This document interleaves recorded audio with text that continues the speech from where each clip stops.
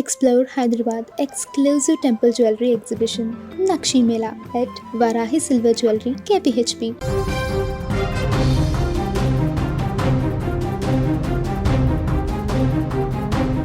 Social మీడియాలో Nandu's world పేరుతో family vlogs చేస్తూ లక్షలాది మంది సబ్స్క్రైబర్లను సంపాదించుకున్న సెలబ్రిటీ జంట రమానందన మధుకర్ జాగర్లమూడి కేసు ఇప్పుడు తెలుగు రాష్ట్రాల్లో సంచలనంగా మారింది.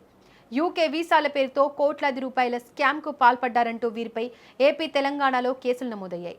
తాజాగా ఈ జంటకు సంబంధించిన పాస్పోర్ట్లు రద్దయ్యాయనే వార్తలతో పాటు ఒకవేళ నేరం రుజువైతే యూకే చట్టాల ప్రకారం వీరికి ఏకంగా 10 ఏళ్ల జైలు శిక్ష పడబోతుందని వార్తలు నెట్టింట ప్రకంపనలు సృష్టిస్తున్నాయి.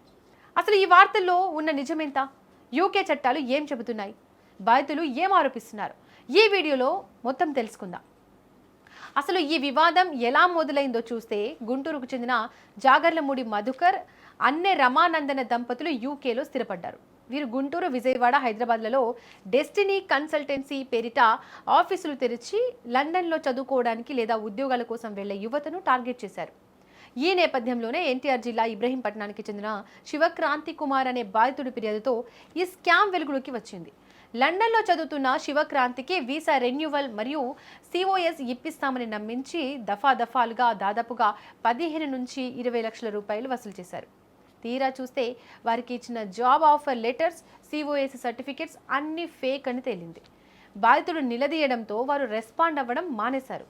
ఇలా కేవలం ఒకరు కాదు, గుజరాత్, రాజస్థాన్, బీహార్తో పాటు తెలుగు రాష్ట్రాల నుంచి వందలాది మందిని మించినట్లు ఆరోపణలు ఉన్నాయి. ఒక్కొక్కరి నుంచి 20 లక్షల వరకు వసూలు చేసినట్లు తెలుస్తోంది.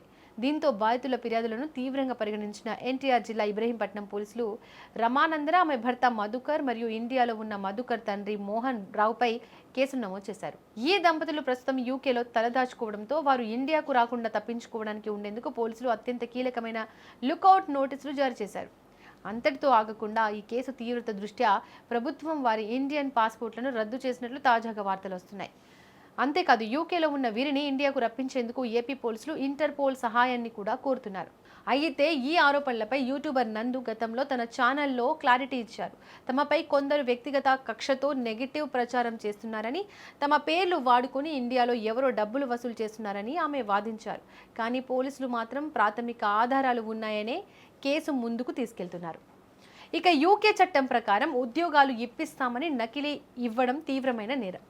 మోసపూరిత ప్రాతినిధ్యం ద్వారా డబ్బులు వసూలు చేస్తే గరిష్టంగా 10 సంవత్సరాల జైలు శిక్ష లేదా భారీ జరిమానా లేదా 2 విధించే అవకాశం ఉంది. దీంతో నందూస్ దంపతులు ఎదుర్కొంటున్న నేరం రుజువైతే యూకే చట్టాల ప్రకారం 10 ఏళ్ల జైలు శిక్ష పడే అవకాశం ఉంది. ఎందుకంటే యూకేలో ఇమ్మిగ్రేషన్ ఫ్రాడ్ మరియు నకిలీ సిఓఎస్ సర్టిఫికేట్లు జారీ చేయడం అనేది చాలా తీవ్రమైన నేరం. యూకే ఫ్రాడ్ యాక్ట్ 2006లోని సెక్షన్ 2 ప్రకారం ఎవరైనా అబద్ధపు హామీలతో లేదా తప్పుడు పత్రాలతో అవతలి వ్యక్తిని మోసం చేసి ఆర్థికంగా లాభపడాలని చూస్తే ఆ నేరానికి బ్రిటన్ చట్టాల ప్రకారం గరిష్టంగా 10 సంవత్సరాల జైలు శిక్ష విధించే నిబంధన ఉంది.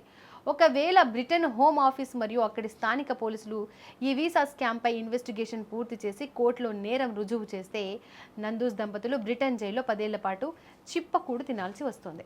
యూట్యూబ్లో ఎంతో సైలెంట్గా పద్ధతిగా వ్లాగ్స్ చేసుకునే ఈ జంట వెనుక ఇంత పెద్ద స్కామ్ స్టోరీ ఉందనే విషయాన్ని సబ్స్క్రైబర్లు జీర్ణించుకోలేకపోతున్నారు. స్క్రీన్ ముందు ఎంతో అన్యోన్యంగా కనిపించే ఈ కపుల్ స్క్రీన్ వెనుక మాత్రం లండన్ కలలతో వచ్చే అమాయక నిరుద్యోగుల జీవితాలతో ఆడుకుంటున్నారంటూ బాధితులు సోషల్ మీడియాలో ఆధారాలతో సహా ఆడియో లీక్లను బయటపెడుతున్నారు.